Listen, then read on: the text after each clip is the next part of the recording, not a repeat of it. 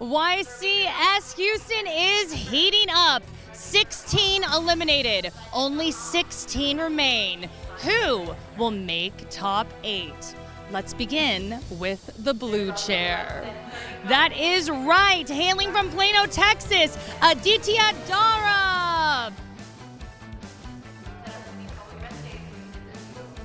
Obviously filled with enthusiasm right now. Okay, there's a smile. And then in the red chair from Houston, Texas, we have Bryce Sharp.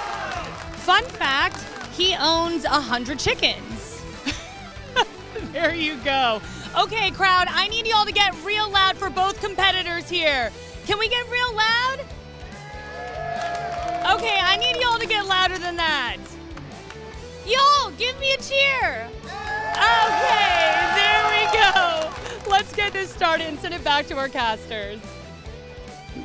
All right, thank you, Jackie. Good to hear from the crowd there. Aditya, our NAWCQ reigning champion out of Plano, Texas, my old stomping grounds. And Bryce, as we heard the crowd pop off for him there, is the hometown hero right here out of Houston. 100 chickens. I need to go hit him up when I need some eggs. I've been looking for them. Maybe this is where I can find them with Bryce. Yeah, you always have to ask a friend for those local eggs.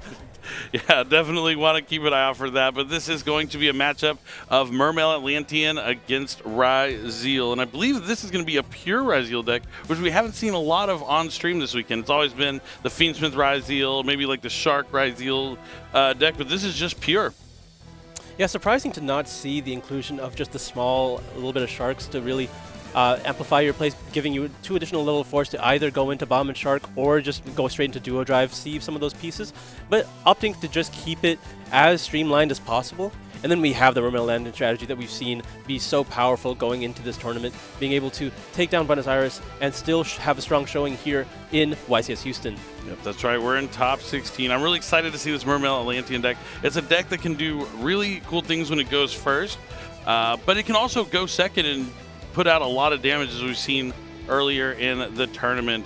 And, you know, if the current reigning NAWCQ champion, world competitor from last year, is bringing that strategy to the tournament, you know that it is valid. And as you mentioned, it did win the YCS this past a couple weeks ago, which is really cool to see. It also won 2 of the 3 team members of the Team YCS that we had in the past month were also Mermail Atlantean. I think that was kind of the moment people started shifting towards realizing it's a competitive deck and it's going to be one that's going to be included in our current meta. I mean, yeah, you even got in the top 4 of the European YCS not so long ago as well. Yep, definitely a strategy players we're counting on seeing in the main event, and not surprised to have it here in Top Cut. But going back to Bryce's pure Ryzeal strategy, the one thing I do like about the pure deck, it does get these cool cards like Pot of Desires. Yeah, just really being able to take advantage of that extra space to go for some more powerful spell cards. And when your main strategy is just drawing any of the 2 pieces, or like any Ryzeal monster can get you to the rest of it. So if you need to, you can start with Desires, but if you're able to just start with the Ryzeal cards and then Desires into just strictly non-engine, it can really push you ahead. I mean, that's really what Sword Soul, that was the Sword Soul bread and butter forever, is you do your whole Sword Soul combo, thin your deck out as much as possible, then you can Desires. You're more likely to draw into those interruptions and interactions that you're going to be able to use during your opponent's turn, which is why that card is so powerful. But if worst case, yeah, you just draw in a hand with nothing to get your engine going, you'll be able to use it right off the bat. I mean, even though you're banishing 10 cards off the top of your deck, unless you hit like 3 copies of something, it's essentially Pot of Greed. Yeah, I mean, you can lose some. What does that do? I think it draws 2 cards, Billy. This card allows me to draw 2 cards from my deck. All right, now continue. I hope you lost your node. I hope you lost your cross. Yeah, there are definitely some things that can go wrong, even in the pure Ryzeal deck as well. But there's also some cool tech cards in Bryce's deck that I don't want to spoil just yet. Hopefully we get to see them in game number 1. In terms of the tech being some cool quick play spell cards. Yeah, I mean, there's so many options in the Ryzeal strategy when you opt to go for just Ryzeal cards, mainly because there is so much space. The Ryzeal cards themselves do not take up that many slots within the main deck, so you do have those options. And there are some interesting ones that you can play. Definitely. Bryce has come with some cool techs, which is probably why he made it all the way to top 16. But those techs seem like they're more geared towards, like, if he's facing a mirror match playing against other Ryzeal decks, we're going to see how they come into play here against the Mermail Atlantean strategy. Yeah, as the format got wider, it's hard to really focus down on what tech cards you should be playing. You want as many generic options as you can to really mitigate playing against the various matchups that are available. And if you're usually going towards powerful spell cards are a lot more targeted, right? There's not as much that you can focus on with spell cards because they're usually designed to do one thing, and it's rare that you're able to encompass the entire meta with powerful effects like that. Definitely. All right, it looks like our players are shuffled up, and we are mere moments away from getting into top 16. I just can't believe there's only 16 players left out of over 1,400 duelists. One of these 16 players will be walking away with that trophy that's sitting right there on their table, within the arm's reach of both of these players, literally and figuratively. Both these players been playing many, many rounds to get to this point. They are not going to shy away from playing another match of Yu-Gi-Oh! Here. They know they can't focus down on what they have to do. They just have to get past this one game here in game number 1. That's right, game 1, top 16, YCS Houston. It's time to duel. Let's see who wins the die roll. Bryce is going to roll the dice first. Rolls a 7. That's the average. As average as it gets.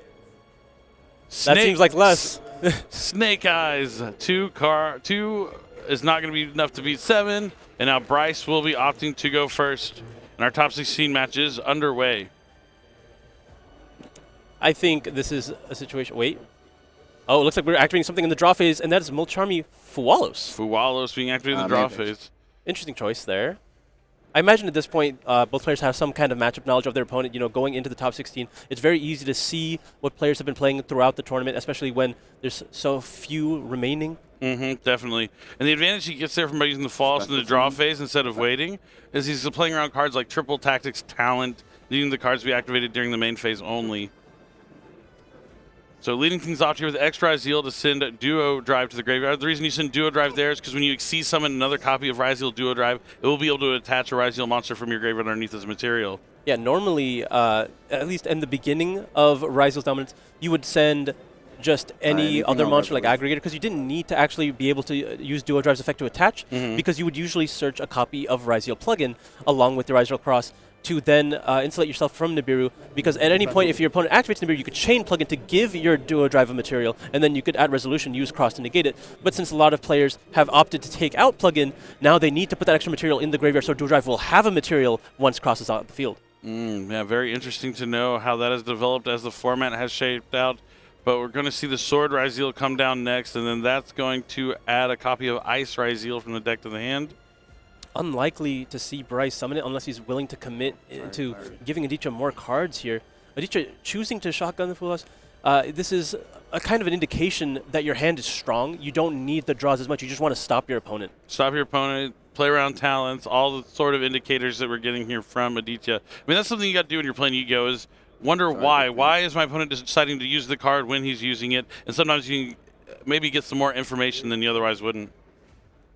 So now we're going to overlay those 2 level 4 monsters for an Xyz summon. I guess is going to be Ryzeal Duo Drive, but it looks like Bryce is contemplating. And yep, it is Duo Drive. Duo Drive makes a lot of sense here. You're going to give your opponent an additional card, assuming you're going to end on the detonator later in the turn. But it's always worth it because if they did have an answer to the detonator, they were going to have it anyway, even without the draw. So like if they were going to respond to the Duo Drive, they would have had an answer to the detonator anyway. But it looks like we're going to be using Ash Blossom, a card that would not have worked on detonator. But now he has activated a monster effect during the main phase, so Triple Tactics Talents will be back online. We'll see if Bryce opts to use it now or after allowing Aditya to draw another card, because I don't think he's going to pass with just the Duo Drive here. Unless he can see that his opponent has no plays, we're going to opt for Talents right now, and that looks like a strong hand here. It's Teus, Poseidra, Dragoons, and Minstrel. That is a lot of water monsters, a lot of good going second cards. I think you have to put back that Poseidra, but he's still going to have the Minstrel and Dragoons access. You could put back the Dragoons. I think you have to put back the Dragoon. No, but there's no good choice. There's no good choice. The Poseidra will get you 2 Dragoons. The Teus, it's between Poseidra and Dragoons, I think, and I think you just have to put back the Poseidra. Yeah, you can see it's a tough thought here from Bryce because there really is not a right answer. So do you think the fact that he's using Talents now to look at the hand and shuffle back means he's not going to be going back into his extra deck this turn? I think it was very much a consideration. He was going to kind of see if he needed to. If he saw that his opponent didn't have very many plays, I think he was going to for sure not go back in. But now he might have to, assuming his other cards in his hand can't handle the cards that remain in Aditya's hand, right? Because if you know that the cards you currently have available will not be able to answer what your opponent currently has available, then you have to commit more. That's true. Maybe his first thought was going to be not to summon anymore, but after he sees what his cards are, plans change. I mean, he has perfect information here up until choosing to summon another monster from the extra deck. I mean, it's rough because the monster that he added to his hand was Ice Ryzeal, so normal summoning Ice Ryzeal will also give Aditya another card here, so it's going to be really difficult, but we're activating a Pot of Desires here. This will be resolving to draw 2 fresh cards. Interesting that you use the talents for the desires, but I mean, yeah, Ash is already used, right? There's not any necessarily repercussions or something bad that could happen. I think he was really hoping to cut Aditya off entirely with that talent to get lucky so that Duo Drive can survive another turn and then he can get those cards out of the deck before activating Desires. But I mean, very, very risky play, but I mean, if he was able to be rewarded, then he could take that risk, right? Because if he found out that Aditya does have a playable hand, then he could still activate Desires after the fact. True. All right, looks like he's contemplating setting a card face down, setting another card face down, another card face down, another card face down. I don't know how real all of those can be. At least, I imagine at least 2 of them are real. I do not think all 4 of them are real. At this point, I do not think you're going to normal summon Ice Ryzeal. You've given your opponent a lot of information. You're not going to give them 2 draws to make this worth their while.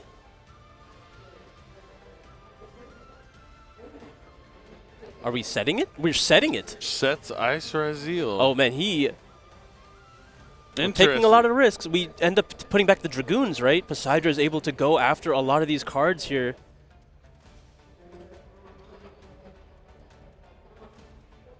I think Bryce might be aware of effects along the lines of Poseidra Abyss. Nope. Oh, we drew Neptabyss? That's a good draw. He's going to lead with Neptabyss. And you know how strong it is because he's revealing the one card he drew, but it's the best card he can absolutely use, the best pretty card. much. It demands an answer. It doesn't have an immediate answer, so he's able to pay the cost for Neptabyss to send an Atlantean. I mean, we're going to get access to the Dragoons again. And now I think this game's over. That is fine. Neptabyss is allowed to resolve here after sending Dragoons as cost. Yeah, I was going to say, I hope Bryce does something like Call by the Grave or something on Atlantean Dragoons could turn things around, but no response to the Dragoons. I mean, no thus far. response to the Neptabyss. Yeah, he could still be holding it. Yeah, wait until the Dragoons activates is fine. Not give Aditya the information before he chooses what he adds off Neptabyss.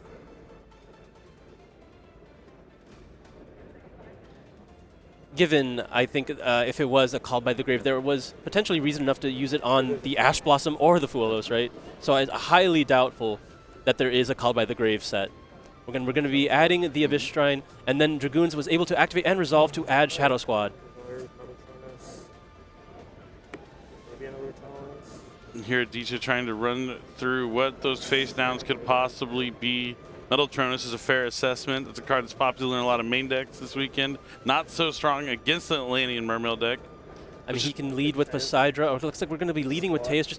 I think he wants to just get 2 level 7s on the field as soon as he can to threaten the rank 7 of Poseidra Abyss, which will immediately answer most threats that Bryce could have. So the Shadow Squad will specials from deck. Abyss will add a Mermail from the deck to the hand. So he gets the best of both worlds. We already have Shrine, so Teus will add another Shadow Squad. And Shadow Squad will be summoning a copy of Dragoons.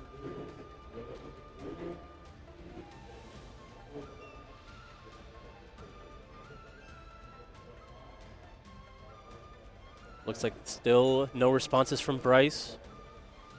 And now we're going to be activating the Poseidra, sending the Neptabyss from the field here. That's going to be able to trigger in a different chain to try to summon back that Shadow Squad. Targeting. So activating the Neptabyss Chainlink 1. Okay, to go after the Dragoons, and then Poseidra Chainlink 2, sending infantry as cost. And it will target that set right there. It bounces it, right? Correct. Yep, it goes back to the hand. No response. All right. So now that will resolve. The set will be returned to the hand. Neptabyss will resummon Dragoons, and in the following chain, infantry can target the Duo Drive to destroy it.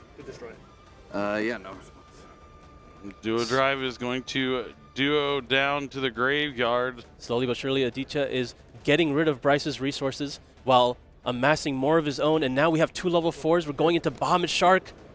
With 2 Dragoons underneath. We're going to be able to detach Dragoons for the effect of a water monster. It's going to be met with infinite impermanence that does cut off the Totally Awesome, but Dragoons will be able to activate once again.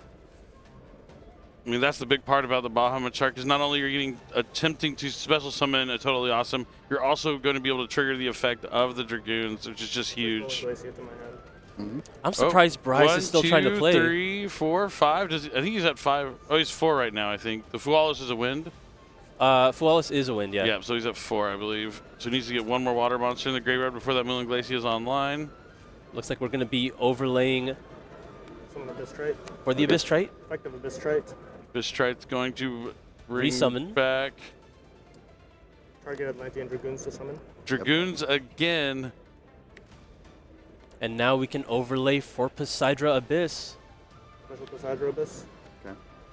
Effective Poseidra Abyss was allowed to be summoned. Now you're able to detach Poseidra 2 Abyss. here. Detach 2 and send a water from my deck to grave for cost. Yep. So bounce Another cards as cost both effect. Non-targeting. I'll send this, and I'll send a Dragoons. Sending yet yeah, another no. copy of Dragoons here. Bounce everything. Just trying to get rid of as many of Bryce's resources as he can. Just going to, put it all back in the hand. So now they're extremely vulnerable to Moonland Glacier, as well as being able to get another copy of Neptubis to hand. Keep in mind, he still has Abyss Shrine in hand, so at any point he could access Coelacanth from the deck. He has the Moonland Glacier in hand, yeah. They're counting out the waters. 5, 6. He's at 6. He needs to bring 1 back without putting another one in the graveyard. I don't even know if he really needs to summon Moonland Glacier at this point, Activate but Abyss Shrine. all right, we're going to use the effect of the Abyss Shrine. I mean, yeah, he just has to find a way to get to 8,000 points of damage, and he'll be taking game number 1 here, despite going first. There is the Coelacanth, straight from the deck. It's super. It's ancient. And we're entering the battle phase, and it's good. And Aditya, our reigning NA WCQ champion, is going to take game number 1 and now just be 1 game win from moving on to top 8. I know he hasn't been able to win since that NA WCQ, so I know Aditya is very hungry for it. And he's from Plano, Texas. The city that he won in the NA WCQ, Austin, Texas, for this past year. And now we're in Houston, like 3 hours away. So maybe just these Texas events are where Aditya signs the best. Yeah, I've seen a lot of players have field spell effects lately. We see Dominic Couch in Vegas can be, just undefeated. In certain convention centers, yes. Yeah. But yeah, sometimes it's the comfort of home, being able to drive to an event as opposed to fly. Not that I don't know if you end up driving or flying down here to Houston, but it's not too far of a drive from Plano. I made the drive plenty of times myself. But Bryce, we heard the crowd. He is our hometown hero. That game definitely did not go the way he wanted. I think he knew he lost as soon as he saw Aditya's hand with that talents. Yeah. Especially when he drew the Neptubis off the top, that really sealed the deal. Like, the hand was already fairly strong, and that just gave him every piece needed. And when you didn't have an answer for it, I was hoping he had something along the lines of Book of Moon to cut it off immediately. But then Spoilers! Yeah, that's the quick play spells that he was using. Book of that Moon. was pretty good against this matchup, I'd say. It is? Yeah, not too bad. It's one of the few things that can cut off Neptubis early. You're right, before they're able to activate the effect. Yeah. That would have been really sweet to see. But unfortunately, Bryce just had a bluff set pretty much. Once he set the Ice Rise deal, I was kind of like on to this is not going well for him. Yeah, if his goal is to survive. In theory, he could have had an infinite impermanence, but there was never really an opportunity to use it for great value. He just held it for the Bahamut to be able to use to stop the Toad from coming out, which makes a lot of sense. Mm-hmm. But now he's going to be able to dive into the side deck. I do think people were more prepared for Atlantean Mermail this event than they have been in previous events leading up to this. They've had to respect it, right? But more can they do? The main answers to the deck are Dimension Shifter and Abyss Dweller to be able to cut off all their effects at once. But But the if Ryziel deck really cannot play under Dimension Shifter very well. right, and so if you're able to just put out a Dweller as fast as you can, that could be the way to do it. There is a chance that, Bryce did not know Aditya was on Atlantean Mermail coming into this game, so he didn't know that he could just go into Dweller and make things really difficult there for Aditya. But at the same time, now that we're in game 2, even if he goes for the Dweller play, I know a lot of Mermail players are citing Xyz Encore to try and out that right away. Yeah, I wonder if you ever take the risk. Looking at Aditya's hand, you see how powerful it is. Do you just give him 2 more draws to just make the Dweller? Yeah, from the I think so. I think that might have been worth it because it doesn't matter how many cards he gets if none of their effects activate in the graveyard. That might be something Bryce might look back at this game and think, oh, maybe I should have just normal summoned that Ice Rise. I mean, you're taking the risk that they draw an access to Infinite Impermanence or maybe something along the lines of Metal, something to potentially answer the Abyss Dweller. But realistically, you're kind of just losing the cards that are in front of you. Yeah, that's definitely going to be a hindsight thing that he's going to want to look at and adjust. I mean, because that decision gets a lot harder post-side when they have even more answers to Abyss Dweller sided in. Definitely. But he will get a chance to go first. He'll get a chance to summon Abyss Dweller potentially. But he's just been going second so far. I mean, we've only really seen the Mermail Atlantean deck go second and just break boards all this weekend. But like what it does turn one going first is also incredible. Yeah, I mean, since 2016, Mermail Atlantean has been that powerhouse at going second, being able to put up all the damage ever needed. But we're going to see in Game 2 if he's able to do it again. The hands are drawn. Looks like the players are ready to get started. Let's go. All right.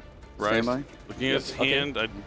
Is there a main phase check? Any Molcharmies from the hand here from Aditya? It doesn't seem like it. Thing's already off to a better start for Bryce from the get. No, I spoke too soon. Set 2 pass, no Ryzeal cards. This is a huge opportunity for Aditya. And we talked about having really compact engine and focusing on all that non-engine that pure Ryzeal can do, but that just means you're playing less engine. And we're starting with Minstrel, discard Dragoons. Let's take a look at what those cards are in your hand. They weren't starters, so what interruptions could he have here? Droll and Lockbird. Plug-in and talent. The Droll's gone. The Droll is gone. Oh, plug-in and talent. Nothing there. And now Dragoons is going to activate. Bryce, you're going to need something special in that Spell and Trap Zone to get back into this game. I mean, what does Aditya think those sets are? They could be something along the lines of not Called by the Grave. That would have hit the Dragoons. It could be Infinite Permanence. He could be thinking about cards like Metal Tronus, but I don't think he would keep that in. Probably not. But yeah, Teus discards Shadow Squad. Giving a lot of information here, because I believe the Dragoons added the Prince Neptibus, but we're going to be leading with the Abyss Teus instead. So Bryce has a good amount of information on Aditya's hand, but Aditya just seeing how he wants to generate as much advantage as he can for himself. Just to adds the Abyss Shrine, special summon Neptibus from the deck, activates Neptibus effect as a cost to send probably another copy of Dragoons to the graveyard. Yep. Does that merit a response from Bryce? It looks like it's good. So that's going to be able to add Poseidra here, and then Dragoons will be able to resolve.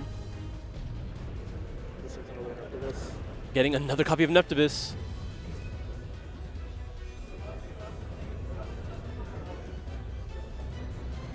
We will likely see Poseidra being activated next to go after one of those sets. At least force out some more of Bryce's interruptions if there are any. Yep, there is Poseidra. This is the play we've seen all weekend. It's been Poseidra, send Neptibus, because you're getting that giant monster on the board. The Neptibus is going to summon back. It definitely has been the key card to send with Poseidra. I mean, Neptibus getting maximum value, getting 2 cards initially on its own summon, and then getting another card from its effect in graveyard. And it's a body on the field. It doesn't really matter. You're typically just linking it away anyway. And did he send the Bystius with the Poseidra? Yeah, there's nothing left, right? He has so much going for him that he just has to just send any card, any Mermail. Now, if Aditya can put another level 4 monster on the field here to set up a Bahamut Shark once again, he can lock this game up very quickly. Is it okay if I look at your graveyard? Yeah, go ahead. Bryce forgot to go to his swimming lessons this weekend, and he is drowning here in this match. He's already sounding a little defeated. I mean, at this point, when you open your hand, Game 2, already down a game, and you see no plays, it is really hard. But now we're going to be activating the Abyss Shrine, discarding the Dragoons, likely going into that Coelacanth. I mean, you know there's no threat of Nibiru. There's Coelacanth, and Dragoons is going to be able to trigger. Getting yet another card from the deck here, going for the infantry. Just in case anything goes wrong, he's going to have the infantry. He's going to go straight battle. We're just going straight to battle phase. Oh, he could have the Book of Moon to survive. Come on. Book of Moon. Book of Moon. Book of Moon. Say it with me, Chad. Book of Moon. I will. Yes. Okay, it's something. It has to be Book of Moon, right? I'm surprised he didn't use it on the Neptibus, but I guess it, Book of Moon. Book of Moon. Let's go. Coelacanth going to his town. You hear a What's he gonna do about it? Well played. He said well played. The game's not over yet, but we know his hand is not good. It's atrocious. He'll get the Droll and Lockbird back. Oh boy. There I go, activating Droll and Lockbird again.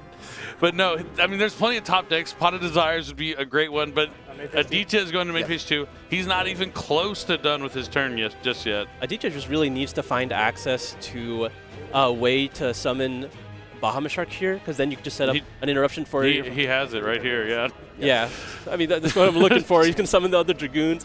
You're going to be able to set up the Bahamut Shark here. And then you just need to have the infantry available in your hand with the Shrine in the Grave to really stop your opponent's normal summon, and then have the Bahamut Shark available to stop the tactics. I think that's really what you're looking for here.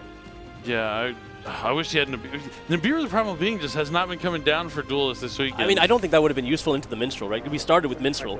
Yeah, no, we know he doesn't have it, but it just reminded me that this weekend it just hasn't been like around. People have not been drawing it. But that's totally awesome by Aditya's standards as it comes down onto the field from the Bahamut Shark. The Dragoon's effect will add another copy of the Shadow Squad to the hand. Now, can we set up an Abyss Gaios as well to really lock this game up? Because the infantry on its own will not be able to stop a normal summon of Ice Ryzeal. Or even like an X Ryzeal off the top could put Bryce back in this game. Yeah, he would need something like X over Pot of Desires now since the Toad is alive. Bryce trying to navigate these shark-infested waters, but it is going to be tough to come back in this one after such a slow start. All right, we're going to be linking away the Bahamut Shark and the Abyss Trite here. Is it going to be Coral Anemone? Is it going to be... It's going to be Oshia, right? Yeah, Abyss Ocean, yeah. Mermail Abyss Oshia? Abyss Glacia. Just Glacia. Abyss Oshia is Glacia, the yeah. main deck monster. Yes. Glacia is the link. Yep. Close. All right, so now we're going to be passing with the Toad setup. We have the Abyss Shrine in the graveyard. And he just drew another copy of Droll and Lockbird. Did he? Yeah. That Devastating. is so disappointing. I mean, I thought he was putting his hand on his deck and calling it, honestly. That's what it's gonna be moments away. I think he's just enjoying his last set of monster face down. You know, I can respect this. He's counting his chickens, yeah. I mean, he's just going down, playing his hand the best that he can play it. There's nothing else to do but set some cards face down. So now he's going to use the Glacia discard 2. Let's see what he goes to add. He's going to add Mermail Abyss Spike. And then Neptibus can trigger. Let's see what he goes for. Poseidra again. Poseidra is able to trigger to send another card here. Poseidra really the card that put this all together. Really, I mean, yeah. Bryce is just in a car underwater with time to kill. And now another Teus. I think these Teus are just being sent as cost from the deck for Poseidra. Well, Bryce has seen enough monsters on the field. He just drew nothing here in game number 2. A valiant effort from the hometown hero. But the NAWCQ champion of 2024 will be moving on to top 8 and just 3 wins away from becoming a YCS champion. It's great to be an NAWCQ champion and all, but to become a YCS champion and pad your stats with something like that would be amazing for Aditya. I mean, it's already hard enough to get one title under your belt. Being able to get multiple really sets you away in the scale of players that have ever played the game. You know, I used to think that, but now with people like Jesse Cotton running around, just keep winning like every other. It's not like there's that many Jesse Cottons. There's one Jesse Cotton. Well, to me, that's all it takes. But yeah, it's definitely put you in an upper echelon of the history books if you do have multiple titles. But if Aditya will be joining that, will be the question we have. And, you know, I would love it if we saw Mermail Atlantean win the event. I mean, it's proven itself to be a force in the meta for so long now, just clawing its way to multiple titles, and I feel like it's just been so disrespected up to this point. Everyone talks about Ryzeal, everyone talks about Malice, but Mermail is up there. It's been here the entire time, and people just have to start respecting it now. Yeah, it's definitely a deck, and it's here to stay. It's positive. I mean, we talked about now that Bryce knew that he was going against the Mermail strategy, maybe he could go into something like Abyss Dweller, but there were no Ryzeal monsters anywhere to be seen. it's just an awful time to not draw well in game number 2. He drew decent in game, but I think the big thing you should look at is that game 1 where he did have the opportunity to push into an Abyss Dweller after seeing that hand. That could have really turned things around for him, and maybe we end up going to a game 3 despite drawing so bad in game number 2. It's not like we can say Abyss Dweller will automatically win you the game. Yes, Right. they will get way less value out of any of their effects, but it's still pretty simple to put up a lot of damage because summoning Coelacanth just does so much damage. Yeah, I mean, we didn't even see Coelacanth like use his effect in these games. No, he's been summoned as a 2000 attack monster. He was just summoning a big monster from his deck and going to battle phase. Oh, man, it was close. But at least we did get to see the Book of Moon. That was one of his Bryce's interesting tech choices. He was playing Book of Moon, Book of Eclipse, Metal Tronus, the whole suite, the whole suite of them, and varying up his different kinds of interactions. Offering the handshake, great sportsmanship from Bryce here. But unfortunately, this is where his tournament journey comes to an end. Yeah, I mean, if you're in Aditya in the situation, you feel that hometown luck. You have the field spell here going for you. You're in Texas. You've won here before. Not necessarily in this location, but you have that buff going for you. Yeah, it was the last time we were here for a major Yu-Gi-Oh tournament. He did win, and now he's trying to do it again. And it would be cool. I mean, and if Aditya wins this, he will win the paid trip, the invite, enter to the NAWCQ this year. Maybe he could win back-to-back NAWCQs. That's something that's never been done before. That's unheard of, yeah, right? Yeah, so history could be made. We're going to have to find out, but I do think Jackie is standing by with our winner, so I'll go ahead and toss it to her to find out how Aditya felt about his match. Okay, cool. Thank you so much, Billy and Asala, and I am with our winner, Aditya, and I love the smile. That was probably an amazing victory to secure. How are you feeling? You're surviving and thriving. I'm feeling great. My opponent was a great guy. His first YCS top. He's local. He's a local guy. I know him. It was a great game overall. So.